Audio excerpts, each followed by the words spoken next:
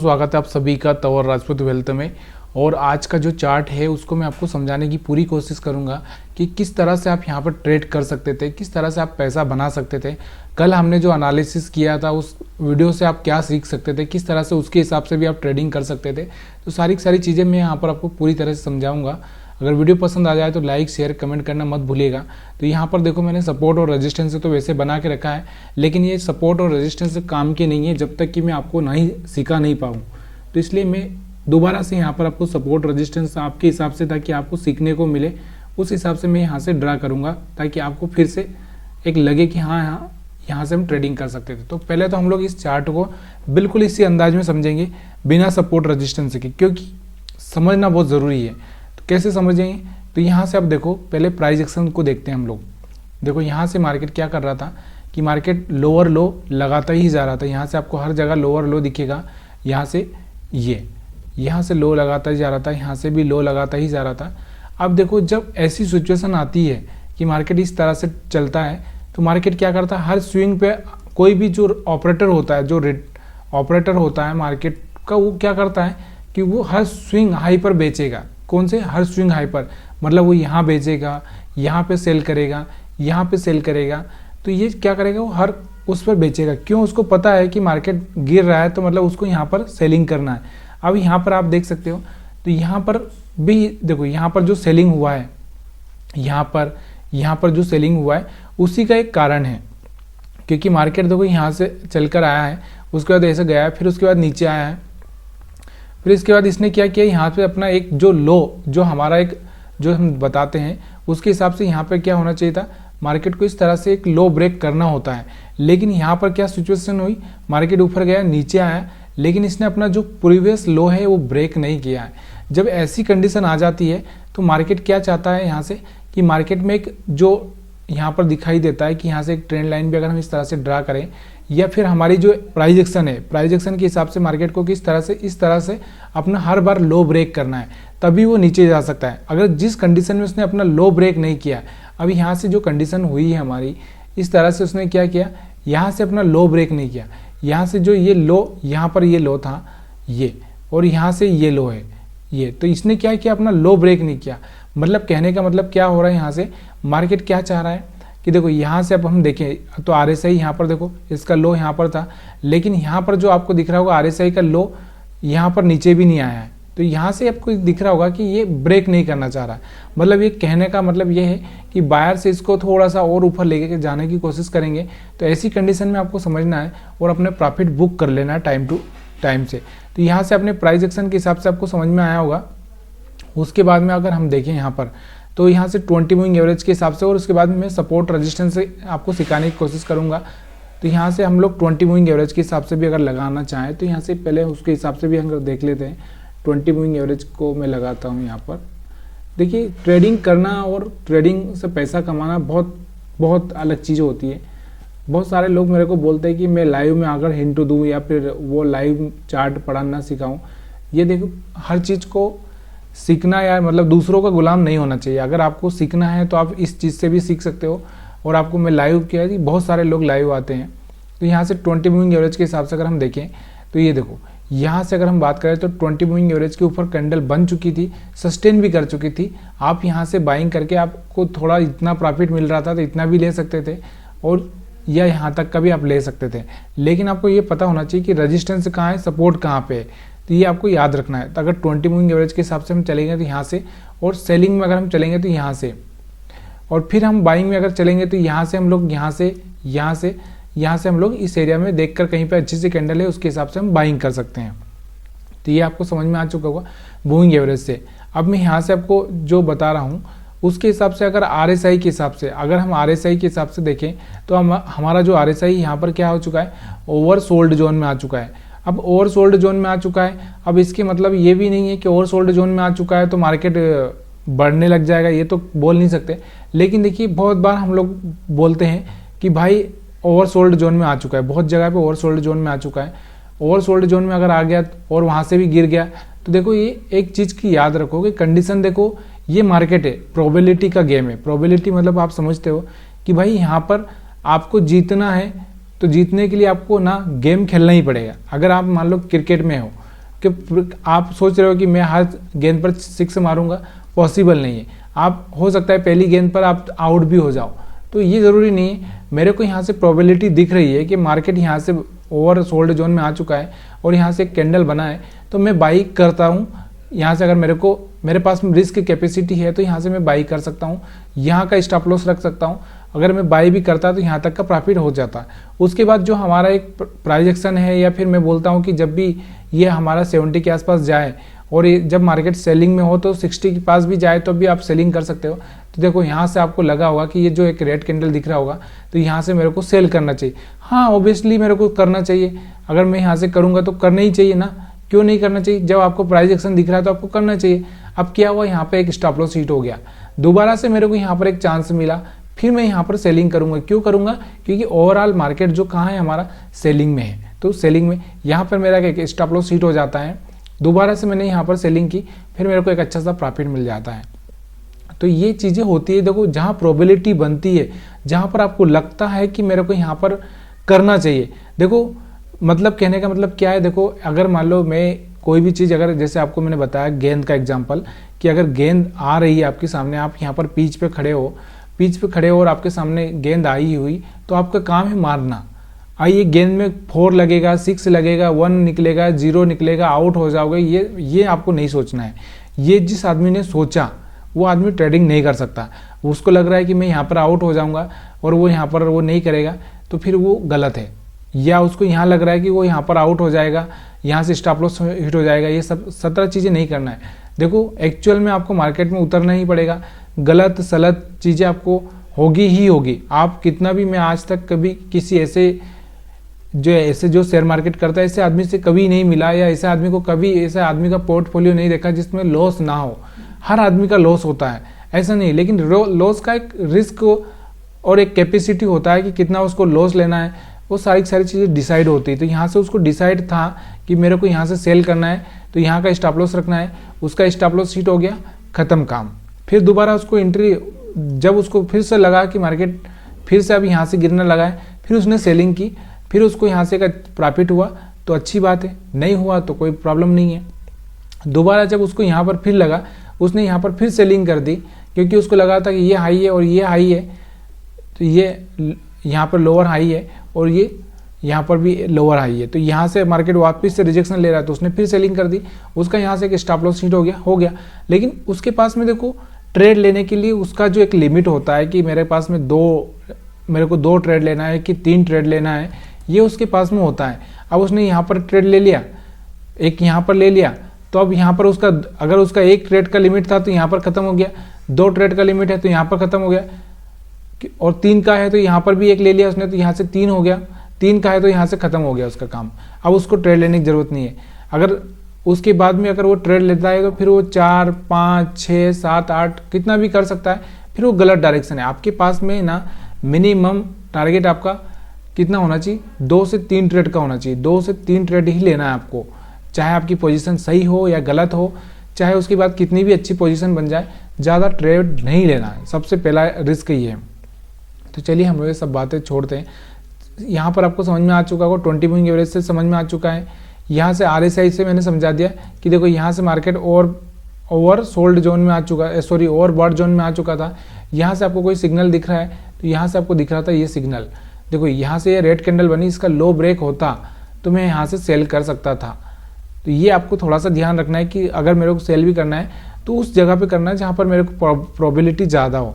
यहाँ से आपने सेल किया था, यहाँ पर सेल किया था, यहाँ पर आपने बाइंग किया होगा, क्योंकि यहाँ से ओवर सोल्ड जोन में ओवर सोल्ड जोन में आ चुके थे हम लोग। यहाँ पे हम ओवर सोल्ड जोन में आ चुके थे। ओवर सोल्ड तो नहीं बोल सकते, लेकिन जो एक प्राइस एक्शन के हिसाब से हम लोग इसको एक स्विंग हाई पर, लोअर स्विंग हाई पर हम लोग सेल कर सकते हैं, ठीक है।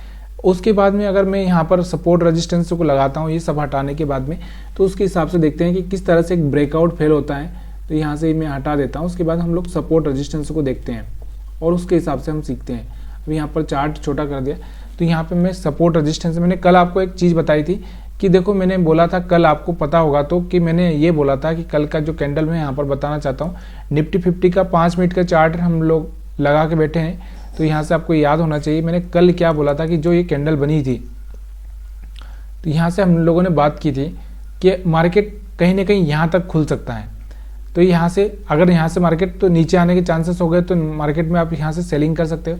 यहाँ पर कहीं पर खुला और मार्केट में यहाँ से आपको दिख रहा है कि यहाँ से कोई अच्छी सी रेड कैंडल दिख रही तो सेलिंग में जा सकते हो, लेकिन थोड़ा सा एसएल के बारे में जानकारी रहना जरूरी होता है। तो यहाँ से सेलिंग में जा सकते हो अगर ऐसा कुछ दिख रहा है, या फिर यहाँ से मार्केट में कुछ बाइंग का दिख रहा है तो यहाँ से आप बाइंग कर सकते हो। तो यही कंडीशन मैंने आपको कल बताई थी और उसमें से कुछ कंडीशंस होती भी है, सक्सेस भी होती है, ऐसा नहीं है कि। और देखो ये 100% कोई भी श्योरिटी के साथ में आज तक कोई बता ही नहीं पाता है कि मार्केट में क्या होने वाला है।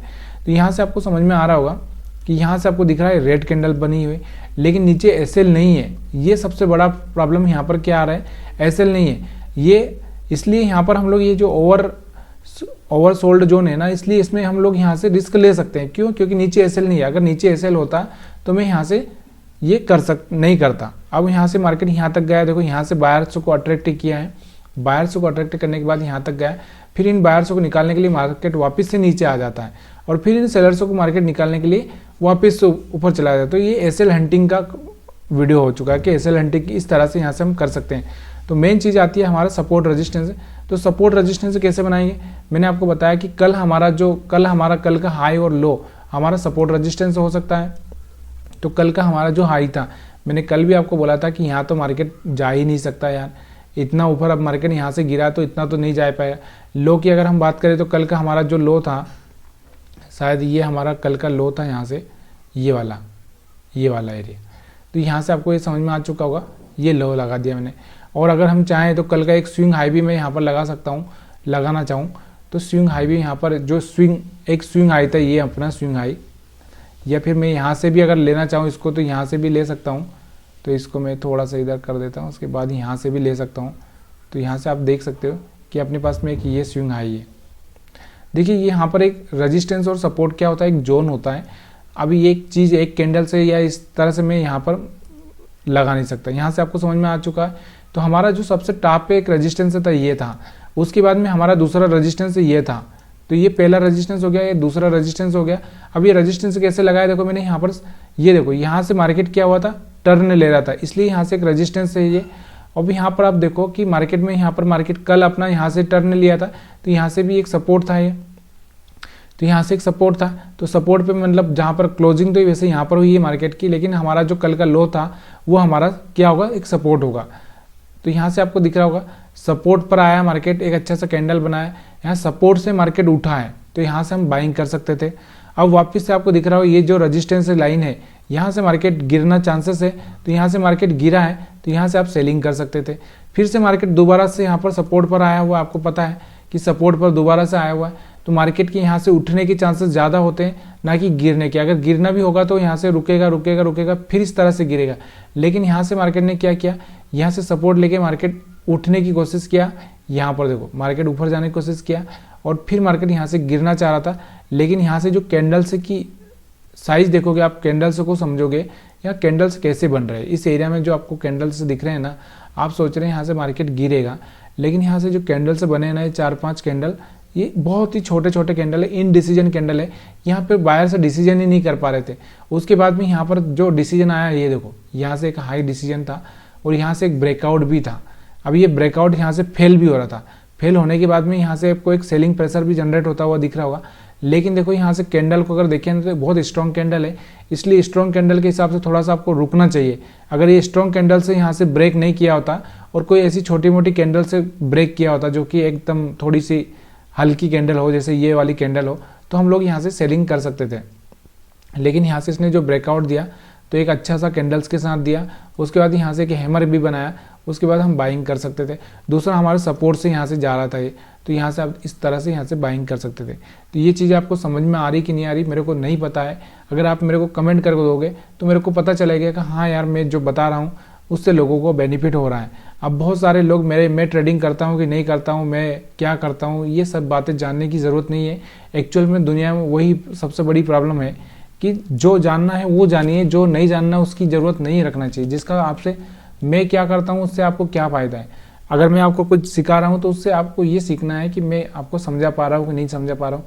तो यहाँ से आपको समझ में आ चुका होगा निफ्टी 50 का चार्ट। हम लोग बैंक निफ्टी का चार्ट देख लेते हैं। वैसे भी हम लोग फालतू बातें करके बहुत टाइम लगा लेते हैं यहाँ पे, तो यहाँ से बैंक निफ्टी का टाइम, बैंक निफ्टी को देखते हैं। तो बैंक निफ्टी को समझते हैं, बैंक निफ्टी में क्या हुआ। देखो बैंक निफ्टी का चार्ट आपके सामने है। बैंक निफ्टी का अगर हम बात करें कल की, अगर कल की हम बात करें, देखो कल का अगर मैं यहाँ से रेजिस्टेंस लगा दूँ तो यहाँ से कल हमारा एक रेजिस्टेंस यहाँ पे था। उसके बाद में और भी अगर मैं रेजिस्टेंस बना दूँ यहाँ पर, तो आप रेजिस्टेंस कैसे बनाओगे ये भी आपको पता ही है, चलता होगा कि नहीं चलता पता नहीं मेरे को, कि जो भी यहाँ से जहाँ से मार्केट एक टर्न लेता है या फिर जहाँ पे एक पहले से एक सपोर्ट होता है तो उस तरह से उसको हम रेजिस्टेंस बना सकते हैं। यहाँ से देखो मार्केट यहाँ पर भी एक आपको दिख रहा होगा, तो ये वाला एरिया, ये वाला एरिया, और उसके बाद में जहाँ पे मार्केट क्या करता है, जहाँ से मार्केट क्लोजिंग करता है या फिर मार्केट का जो पिछले दिन का लो होता है उसको भी हम लोग क्या बना सकते हैं, एक रेजिस्टेंस बना सकते हैं। तो इस तरह से इसको भी हम लोग रेजिस्टेंस बना सकते हैं। और तो यहाँ से ये आपको समझ में आ चुका होगा। तो यहाँ से मैंने रेजिस्टेंस सपोर्ट बना दिए हैं, सपोर्ट भी हो चुका है, रेजिस्टेंस भी हो चुका है। अभी हम देखते हैं तो मार्केट हमारा कहाँ खुलता है, यहाँ पर खुलता है। आपको पता है नीचे एसएल है क्या, एसएल है क्या, आपको ये भी देखना बहुत ज़रूरी है कि नीचे एसएल है क्या। चलो मैं यहाँ पर एसएल दिखाता हूँ आपको, नीचे एसएल है क्या। आपको दिख रहा होगा कि नीचे कोई एसएल ही नहीं है, एसएल है ही नहीं, यहाँ से कोई एसएल ही नहीं है। अब एसएल नहीं है, देखिए एक सिचुएशन अलग होती है कि मार्केट पैनिक होकर गिरता है, वो एक अलग सिचुएशन होती है, और यहाँ पर मार्केट में एक एसएल होता है कि नहीं होता है वो एक अलग होती है। तो यहाँ से आपको दिख रहा होगा एक अच्छा सा ग्रीन कैंडल बना हुआ है, थोड़ा सा बड़ा करता हूँ मैं चार्ट को, आपको समझ में आएगा। तो यहाँ से आपको दिख रहा होगा एक अच्छा सा ग्रीन कैंडल बना हुआ है, यहाँ से आपको दिख रहा होगा ये वाला ग्रीन कैंडल। लेकिन आपको दिख रहा होगा इस कैंडल की जो साइज दिख रही होगी, अगर मैं बात करूँ 44,500 से लगा के, अगर इसका जो हाईएस्ट मैं देखूँ यहाँ पर तो कम से कम